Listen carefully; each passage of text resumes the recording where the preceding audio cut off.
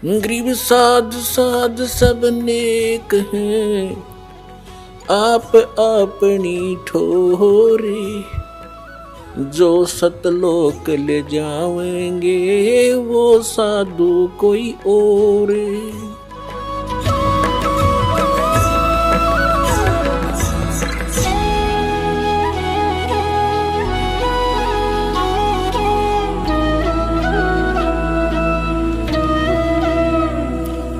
अब जैसे महापुरुषों के पास जाते हैं, उनका चेहरा भले ही वो अंदर से खुश होते हैं लेकिन ऊपर से वो मायूस दिखाई देते हैं। आदरणीय नानक देव साहिब जी के पास कुछ भक्त गए जाते रहते थे, कुछ नए नए भी जाते हैं, तो वो देखते हैं कि हमने तो साधु संतों के चेहरे बड़े खिले हुए लाल लाल देखे, उनके देखे जो पेट भर थे, ऊपर से दिखे साधु उनको ज्ञान था ही नहीं। अच्छी खावा काजू किशमिश मेवार पेड़न डंड 2 किलो पीवे दूध इकट्ठे, उनके तो आप लाल चेहरे होंगे, वो तो काल के पशु है। और जो संत है उन्हें तो टाइम पास करना मुश्किल हो जाता है, यहाँ पर जब ज्ञान हो जाएगा। तो नए नए भक्त जाते थे, वो पूछते हैं कि महाराज जी आप हमें कभी खुश नजर नहीं आए, आप ऐसे रहते हो जैसे आपका कोई चीज गुम हो गई हो, मायूस रहते हैं। तो नानक जी ने कहा कि ना जाने काल की कर डारे, और किस विध ढल जा पासावे, और जिन्हां ते सरते मौत खुड़क दी उन्हां नू केड़ा हासा। कहा करते महात्मा कि तुमने ज्ञान कौन बालको, हमें अपनी मौत दिखाई देती है। 1 मिनट में 1 सेकंड में ना जाने काल के बिजली गिर दे किस क्षेत्र में डाल दे। सामने ठीक ठाक सोए थे, उड़ीसा में एक बार साइक्लोन आया था, ये बहुत जबरदस्त पानी, समुद्र का जल हवा के वेग से 30-40 फुट ऊंचा उठकर अरे से चल पड़ता, फुल स्पीड से 200 किलोमीटर प्रति घंटा की स्पीड से, और वो इतना प्रेशर से चलता है जिस क्षेत्र में से गुजरता है उनके मकान मकोन सबको तहस नहस कर, और जो जितने भी उसके अंदर होते हैं सभी पानी में डूबकर मर जाते हैं, उनको कहीं इधर उधर जाने का समय नहीं मिलता। और वो सभी इसी तरह लगे हुए थे जैसे शेष बच्चे भी लग रहे हैं, ये कर दूंगा वो कर दूंगा फलाना कर दूंगा उस पर ऐसे कर दूंगा, ये कोठी बनाऊंगा। जो बनाना था वो प्रारंभ भी नहीं कर पाते, ये करना था जो भक्ति करो परमात्मा ने याद रखो, और समर्थ की शरण में आने से ये आपदाएं भी टला करती हैं। तो क्या बताते हैं, ना जाने काल की कर डारे किस विध ढल जा पासावे, और जिन्हां ते सरते मौत खुड़क दी उन्हां नू केड़ा हासावे। हमने तो भाई अपनी मौत दिखाई देती है, और ना जाने यहाँ क्या बिजली गिर जा, और इसलिए सावधानी बरत रहे हैं, और वहां जाने की चिंता है कोई गलती ना हो जाए और फिर काल के जाल में फंसे रह जाए। फिर उन्होंने पूछा कि भक्तों ने पूछा क्या आप सदा ऐसे रहते हो, क्या आपको कभी खुशी नहीं होती? संतों की जो खुशी है वो आत्मिक होती है, ऊपर लोग दिखावा नहीं होता। नानक साहब जी कहते हैं साध मिले साढ़ साधी होंदी, और विछड़ जा दिलगिरी वे, अख दे नानक सुनो जहाना मुश्किल हाल फकीरी वे। जब मुझे मेरे भक्त मेरे साध संगत आती है, सत्संग होता है, तो मेरी खुशी का ठिकाना नहीं होता, लेकिन वो दांदरे काट कर नहीं, अंदर से खुशी होती। साध मिले साढ़ साधी होंदी, और विछड़ जा दिलगिरी वे, और जब ये चले जाते हैं भक्त तब मुझे दिलगिरी होती है और चिंता सताने लग जाती है। किस चीज की? कि इनको मुश्किल से मैंने लाइन पर लाया है, विकारों से रहित किया है, उस परमात्मा सचखंड में सतपुरुष को सतलोक को मैं जाकर के देखा है, उससे प्राप्त ज्ञान के आधार से मैं इनको ज्ञान दे रहा हूँ।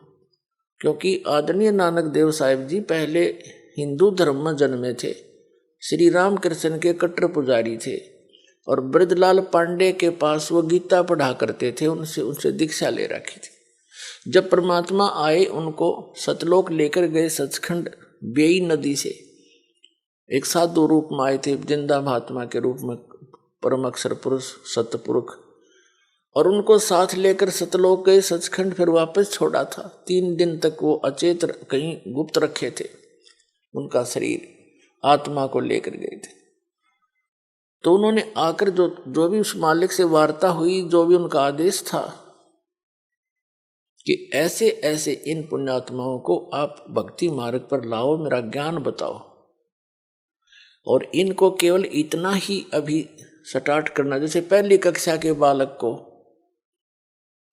वो ABCD ही सिखाई जाती है, ए आ ईड़ा उड़ा ये सिखाए जाते हैं, इसे आगे वो ग्रहण भी नहीं कर सकता। तो उस समय भगत समाज की ये स्थिति थी कि एकदम एक समाज से हटकर अलग से कोई क्रिया करना कोई बालकों का खेल नहीं होता।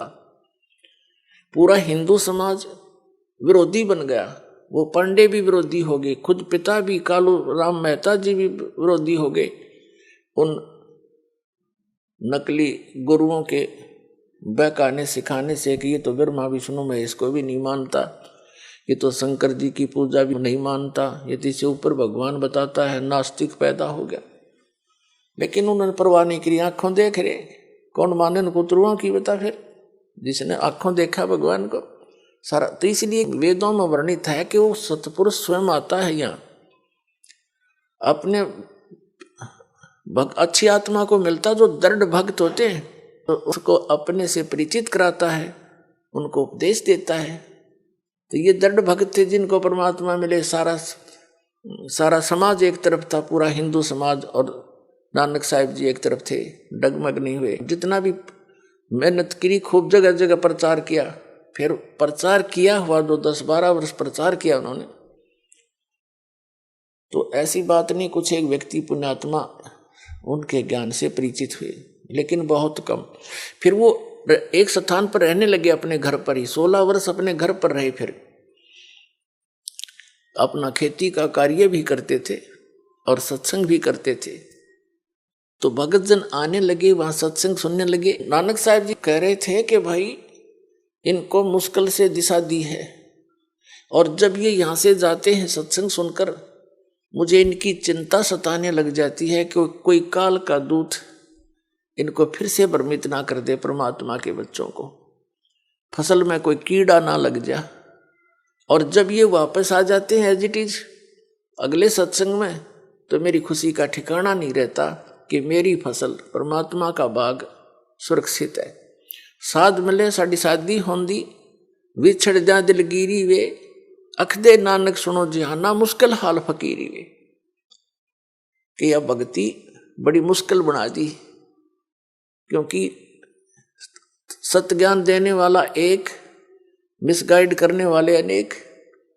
तो एक उस समय एक की बात को स्वीकार करना हंसी खेल नहीं होता। वहां से जाते ही कोई कुछ कह रहा है, कोई कुछ कह रहा है, वाह भाई वाह, तुम कहाँ से ले आए कबीर भगवान, तुम कहाँ से ले आए ये ज्ञान, ये नाम। तो इसलिए रह रह कर सत्संग में आने से दृढ़ हो जाते हैं, प्रमाणों से परिचित हो जाते हैं, तो फिर वो भक्त सॉलिड हो जाते हैं, डगमग नहीं होते। तो हम इसलिए भय नहीं मानते अन्यों को मरते हुए देखकर भी, क्योंकि हमें तत्व ज्ञान नहीं, हम बालक जैसे हैं। 10 बच्चे हों छोटे छोटे और खेल रहे हो, साथ में गड्ढा हो, 10 के 10 गिर जाएंगे उसमें।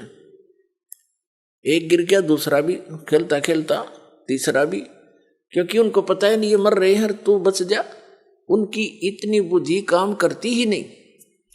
तो आज जब तक आपको ये तत्व ज्ञान नहीं होगा, आप उस स्थिति के बच्चे हैं। अब इस ज्ञान से आपकी बुद्धि विकसित होगी, फिर डर लगेगा तो उसका समाधान भी होगा। तो इसी प्रकार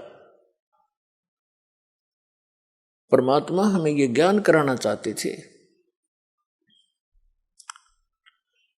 कि तुम इस झूठे सुख को सुख कहे, ये मान रहा बनमोद, ये सकल चबीना काल का, कुछ मुख में कुछ गोद। ये झूठे सुख को सुख मान बैठे तुमने सुख का तो आभास भी नहीं है। चाहे सारी पृथ्वी का प्रधानमंत्री बन जाए, सारी पृथ्वी का राष्ट्रपति राजा बन जाए, और उसको भी सुख नहीं हो सकता। सुख है ही नहीं। यहाँ पर हमने देख लिया उसको, राजा है, मंत्री है, मुख्यमंत्री है, झंडी वाली कार है, और बड़ी शोभा है इस व्यक्ति की। उसके अंदर झांक कर देखो, 36 टेंशन लिए फिरता है सारा दिन। सुख है उसको? यहाँ सुख है ही नहीं। सुख होगा कैसे? नमक के बोरे में और बूरा का, खांड का, चीनी का टेस्ट कोई खोज रहा है तो खोजता रहे, उसमें है ही नहीं वो टेस्ट। तो सतलोक तो बूरा का बोरा समझ लो, और ये काल का लोक मिलता जुलता उसी के उस वैसा ही है, डुप्लीकेट कॉपी कर रखी है। जैसे एक नमक हो कूटा हुआ, हर एक में बूरा भर रखी हो, बर्तन में, कटोरे में, एक जैसी लगे हैं, पर टेस्ट से पता लगेगा बूरा कौन सी और नमक कौन सा है। तो ये ऐसा है, ये तो नमक है, हम इसको बूरा मान रहे हैं। कहते हैं बूरा जान चाटत है रेही। यहाँ के जितने भी सुख हैं स्वर्ग महास्वर्ग तक के, ये तो रेही चाटना है। रेही माने जैसे जिस जमीन के ऊपर सफेद सफेद फफूंदी सी हो जाती है उसको रेही बोलते हैं हमारी देसी लैंग्वेज में। तो उसका टेस्ट जीभ पर के देखो, नमक से बुरा। तो परमात्मा कहते हैं और बुरा चख के देखो, फिर बुरा जान चाटत है रेही। ये इस सुख को सुख मान रहे, ये तो उस परमात्मा सतलोक के सुख के तुलना में बुरा और रेही यानी नमक समझो, इतना अंतर है।